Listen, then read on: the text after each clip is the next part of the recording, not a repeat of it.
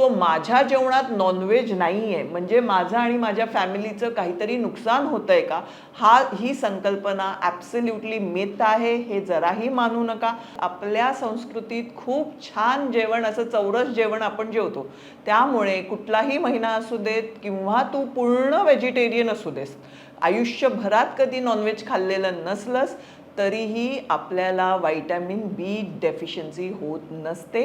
So कुठलीही भाजी किंवा कुठलंही फळ कापून धुवायचं नाही, पण कापल्यानंतर धुतलं ना तर हे जे काही इतर विटॅमिन्स पण आहेत जे पाण्यामध्ये डिझॉल्व्ह होतात ते पाण्याबरोबर वाहून जातात आणि मग त्या भाज्यांमध्ये ह्या गोष्टीचं नुकसान, म्हणजे एका प्रकारे ते आपण पाण्यात विरघळून त्याचं नुकसानच करतो.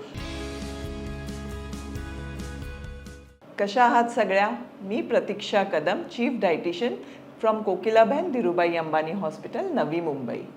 जेव्हा आपण लोकमतसाठी छान छान व्हिडिओ करतो ना, तेव्हा बऱ्याच सखी फोन करून विचारतात, माझ्यासाठी प्रश्न देतात. त्यातला एक गोड प्रश्न असा होता की श्रावण महिना चालू आहे आणि मी नॉनव्हेज खाणार नाही आहे, तर व्हिटॅमिन बीची डेफिशियन्सी होईल का? अगं कशी होणार? आपण भारतीय आहोत. आपल्या संस्कृतीत खूप छान जेवण, असं चौरस जेवण आपण जेवतो. त्यामुळे कुठलाही महिना असू देत किंवा तू पूर्ण व्हेजिटेरियन असू देस, आयुष्यभरात कधी नॉनव्हेज खाल्लेलं नसलंस तरीही आपल्याला व्हिटॅमिन बी डेफिशियन्सी होत नसते. पण ऑब्व्हियसली आपण बऱ्याच वेळेला PMs म्हणजे आपले हेल्थ चेकअप्स वगैरे करतो तेव्हा बऱ्याच सखींना विटॅमिन बीची डेफिशियन्सी दिसून आलेली आहे. तर त्यामागची कारणं आणि ते कसं काय ओळखायचं हे सगळं मी थोडक्यात समजवते. ठीक आहे. तर पहिलं तर विटॅमिन B12 हे आपल्याला फार गरजेचं असतं आपल्या सेंट्रल नर्वस सिस्टमसाठी. बऱ्याच मैत्रिणींना जेव्हा खूप कमी विटॅमिन B12 होतं ना, तेव्हा लिटरली हातापायाच्या तळव्यांना सुई चुबल्यासारखं, म्हणजे कोणीतरी असं टिंगलिंगच्याही वरची गोष्ट, आगाग होते, टिंगलिंग होतं किंवा सुई कोणीतरी निडल प्रिकिंग म्हणतो आपण त्याला, अशी सेन्सेशन्स येतात. बऱ्याच वेळेला जिभेला स्वेलिंग येते, तोंडाला अल्सर्स येतात. बऱ्याच माझ्या सख्यांना असं वाटतं की खूप टायर्ड वाटायला लागतं, त्यांना ब्रेथलेस होतं. बऱ्याच जणींना वेट लॉस करण्यासाठी त्या माझा जेव्हा सल्ला पाळायचा प्रयत्न करतात आणि स्टेअरकेस घ्यायचा प्रयत्न करतात त्यावेळेला दम लागतो. हे पण विटॅमिन B12च्या डेफिशियन्सीमुळे होऊ शकतं. ठीक आहे, पण त्यासाठी रिपोर्ट असणं गरजेचं आहे. हां, काय होतं की विटॅमिन B12चा जो भाग आहे तो ब्लड सेल्ससाठी पण उपयोगी असतो, कळलं, DNA बनवण्यासाठी पण उपयोगी येतो. ही विटॅमिन B12ची जी आपली जर कमतरता असेल तर या सगळ्या गोष्टींमध्ये शरीराच्या गोंधळ उडून जातो. हरकत काहीही नाही, आपण हे आपल्याच नेहमीच्या खाण्यातनं दुरुस्त करू शकतो. ठीक आहे. होतं काय की आपल्या जर ब्लड सेल्स व्यवस्थित तयार झाल्या नाहीत ना तर त्या इमॅच्युअर म्हणून RBCsना लिव्हर पकडतं आणि त्यांचं म्हणजे डिस्पॅच करून टाकतं. ते जेव्हा डिस्पॅच किंवा ब्रेकडाऊन होतं, एक साध्या भाषेत समजवते, त्यावेळेला आपलं बिलिरुबिन वाढतं आणि बऱ्याच वेळेला विटॅमिन B12च्या डेफिशियन्सीमुळे आपल्याला स्किनचा येल्लोनेस किंवा डोळ्यांना येल्लोनेस असं जाणून येतं. बिलिरुबिन वाढलं तर जॉन्डिससुद्धा आहे असं बोललं जातं किंवा डॉक्टरांच्या सल्ल्यानेच असं समजायचं. हां, डॉक्टर सल्ला देतील तुला काय ते. तर हे इन जनरल मी सांगितलं की विटॅमिन B12च्या कमतरतेमुळे काय काय होतं. ब्रेथलेसनेस पण मी म्हटल्याप्रमाणे जर RBCs बरोबर म्हणजे ब्लड सेल बरोबर बनल्या नसतील ना आपल्या, तर काय होतं, ऑक्सिजन आपला व्यवस्थित पुरवठा होत नाही, त्यामुळे ब्रेथलेसनेस होतो. एनर्जी तुझा पुरवठा होत नाही. आपलं एनर्जी सिंथेसिससाठी सुद्धा, म्हणजे मला नुसतं चालायचं आहे त्यासाठी मला एनर्जी लागते आणि ती एनर्जी जेव्हा क्रिएट करायची असते ना तेव्हा सुद्धा विटॅमिन B12 लागतं. म्हणजे किती महत्त्वाचं आहे. मग जर एवढं महत्त्वाचं माझ्या शरीरासाठी आहे तर आपल्या जेवणात ते नसणार का? आपल्या पूर्वजांनी त्याची तरतूद आपल्या नॉर्मल जेवणात केलेली नाही आहे का? नक्कीच केलेली आहे. तर आता शांतपणे ऐक, का डेफिशियन्सी होऊ शकते ते. एक, आपल्या जेवणात नसेल ते आपण घेत असू, म्हणजे आपल्या जेवणाचं जे सकस अन्न आपण जे घ्यायला पाहिजे, चौरस अन्न, ते आपण घेत नसू, किंवा आपल्या इंटेस्टिनल इश्यूजमुळे, म्हणजे इनडायजेशन असेल, इरिटेबल बाउल सिंड्रोम असेल, कॉन्स्टिपेशन असेल, एक्सेसिव्ह ॲसिडिटी असेल, ह्या सगळ्यामुळे इंटेस्टाईनमध्ये काय होतं माहिती आहे, ॲब्झॉर्प्शन जे B12चं व्हायला हवं असतं ते होत नसतं. बऱ्याच वेळेला आपले जे गुड बॅक्टेरियाज असतात ना ते आपल्या इंटेस्टाईनमध्ये, आपण लहानपणीच ऐकले की नाही, गुड बॅक्टेरियाज आपल्या शरीरामध्ये इंटेस्टाईनमध्ये असतात, ते सुद्धा सिंथसाइज करतात व्हिटॅमिन B12. मग अशा वेळेला काय करायचं, आणि जर ते नसतील ना आपल्या इंटेस्टाईनमध्ये, जे गुड बॅक्टेरियाज म्हणतो ते जर नसतील, तर B12 सिंथसाइज पण होत नाही, ॲब्झॉर्ब पण होत नाही, आणि हे इनडायजेशनचे प्रॉब्लेम्स पण अकर होतात. त्यामुळे ही एक विशियस सायकल आहे. तर ती कशी ब्रेक करायची?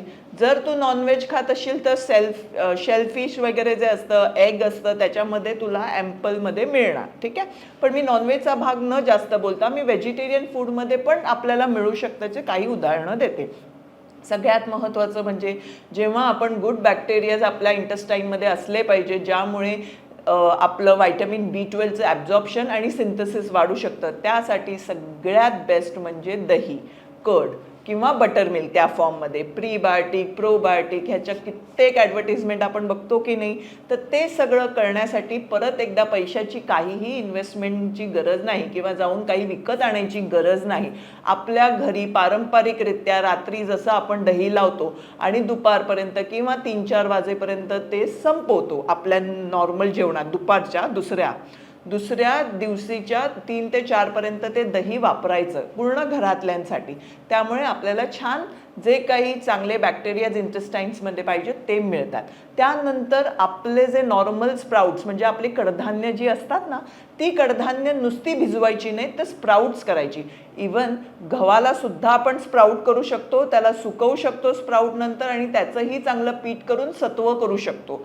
आपण नाचणीचं सत्व बनवू शकतो स्प्राउट करून. पण स्प्राउट करायचं आणि मग भाजायचं किंवा सुकवायचं चांगलं. आता पावसाळ्याचे दिवस सध्या माझा व्हिडिओ बनताना असल्या कारणामुळे कदाचित सुकवणं कठीण होईल, पण आपले जे स्प्राउट्स असतात, मटकी, मूग, या बाकीचे जे काही चणा, हिरवा चणा, आपला ब्राऊन चणा, हे सगळे स्प्राउट करूनच घ्यायचे. त्याच्यामध्ये सुद्धा व्हिटॅमिन B12ची खूप छान मात्रा असते.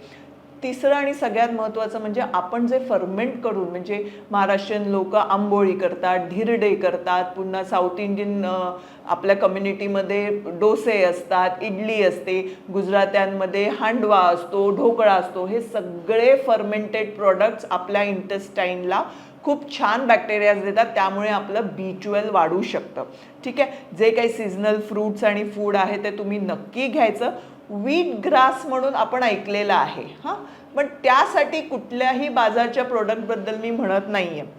व्हीट ग्रासचा कसा ज्यूस काढायचा आणि व्हीट ग्रास कसं घरी आपण उत्पन्न करू शकतो वगैरे, हेही मी कधीतरी समजवेन. किंवा तुम्हाला त्याची माहिती कुठेही मिळाली तर ते स्वतः जर करू शकत असाल तर व्हीट ग्रासमुळे सुद्धा तुम्हाला चांगलं B12 मिळू शकतं. आणि अजून एक गोष्ट म्हणजे ड्रमस्टिकचा पाला, म्हणजे आपलं शेंगा असतात ना, ज्या आपण सांबारामध्ये वगैरे वापरतो, त्याला ड्रमस्टिक्स म्हणतात. तर त्याचा पाल्याची ती भाजी आपण छान बनवू शकतो, आपल्या नॉर्मल पाल्याच्या भाजीसारखीच बनवू शकतो. ड्रमस्टिक लीव्स वगैरे म्हणतात.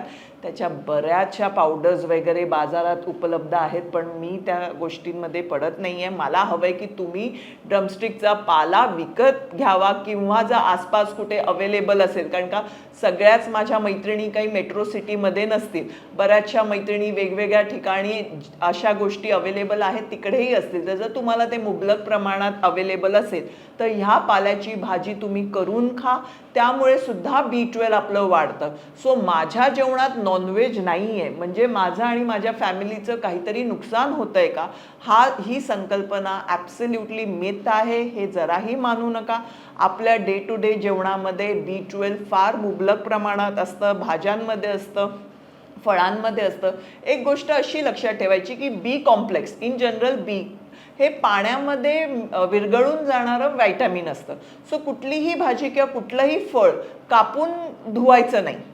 कुठलीही भाजी किंवा कुठलंही फळ कापायच्या आधी धुवायचं असतं. मग ते थोडंसं मिठाच्या पाण्यामध्ये ती भाजी थोडा वेळ आपण सोक केली किंवा थोडा वेळ भिजत ठेवली, एक 15-20 मिनिटं, त्याच्यानंतर ती स्वच्छ धुवून घेतली की आपली भाजी ही स्वच्छ होऊन जाणार, ठीक आहे. पण कापल्यानंतर धुतलं ना तर हे जे काही इतर विटॅमिन्स पण आहेत जे पाण्यामध्ये डिझॉल्व्ह होतात ते पाण्याबरोबर वाहून जातात, आणि मग त्या भाज्यांमध्ये ह्या गोष्टीचं नुकसान, म्हणजे एका प्रकारे ते आपण पाण्यात विरघळून त्याचं नुकसानच करतो. सो तसं न करता कापायच्या आधी त्या भिजवून चांगल्या धुवून मग त्या कापून घ्यायच्या.